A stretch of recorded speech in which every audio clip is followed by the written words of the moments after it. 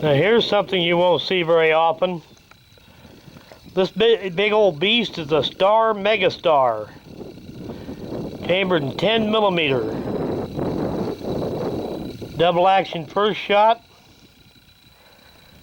and these were imported back in the 1990s, and they were only imported for a few years, so not a whole lot of these ever made it into the country.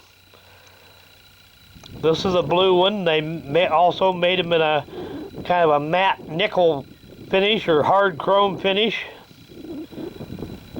And they also made them in 45 ACP. 45s are probably more common than 10mm are. Double stack magazine. Big old hunk of iron. And then 10mm caliber. Plenty of power. Now these are supposed to have a 14-round magazine, but it seems to work a whole lot better just trying to put 13 in it, because you'll really struggle to get that last round in the magazine.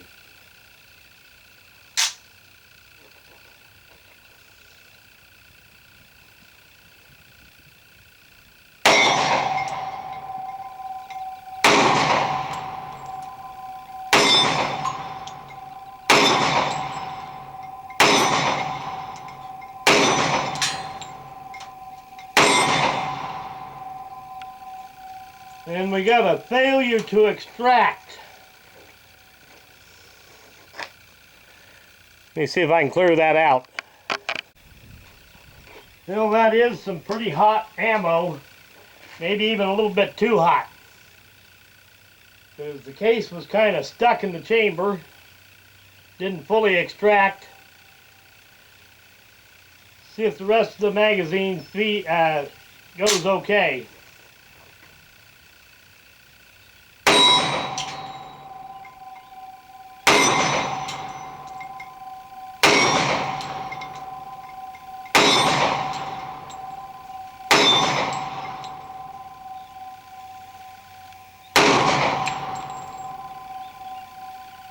Yeah.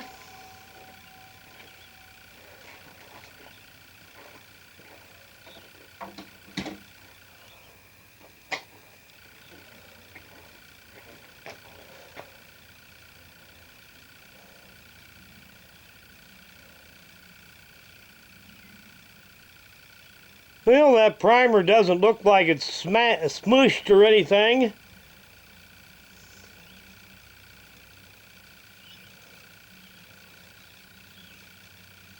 So I don't think the pressure was excessive.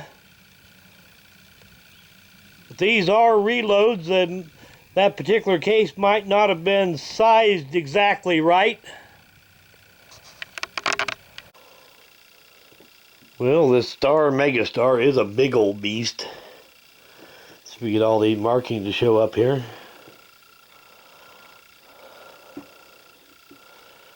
Imported by Interarms.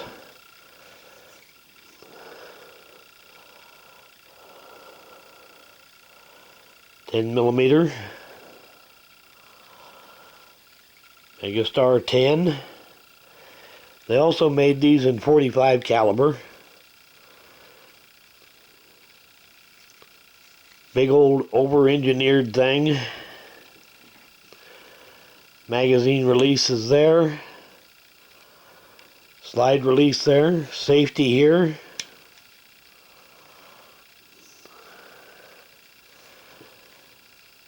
And the safety is a little bit different than most pistols. The safety does not prevent the gun from, the hammer from being dropped. It also serves to let you drop the hammer on a live round without firing. Let me show you how this safety works. Now when the safety is off, you can see the firing pin protrudes so the hammer can hit it. Now watch what happens when I put the safety on.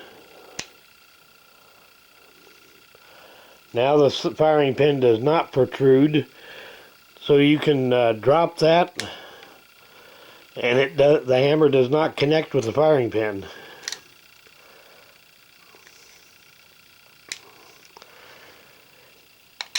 It does have a magazine safety,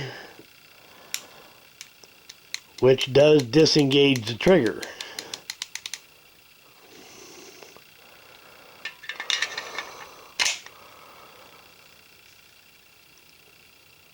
The only bad thing about these is that Star is no longer in business.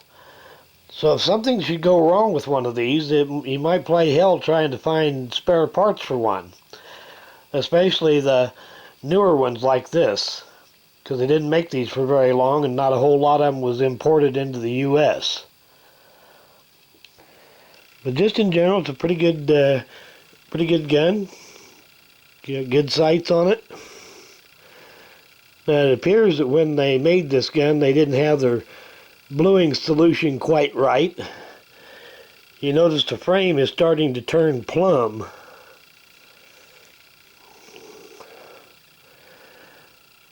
But that's just cosmetic.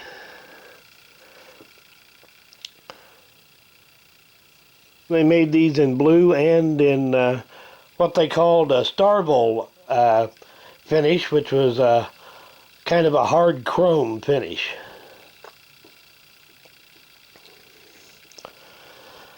There's a loop there for a lanyard ring.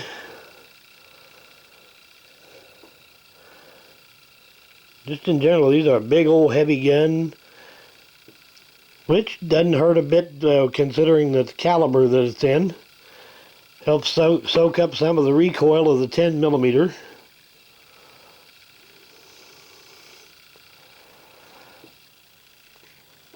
Well, thanks for watching.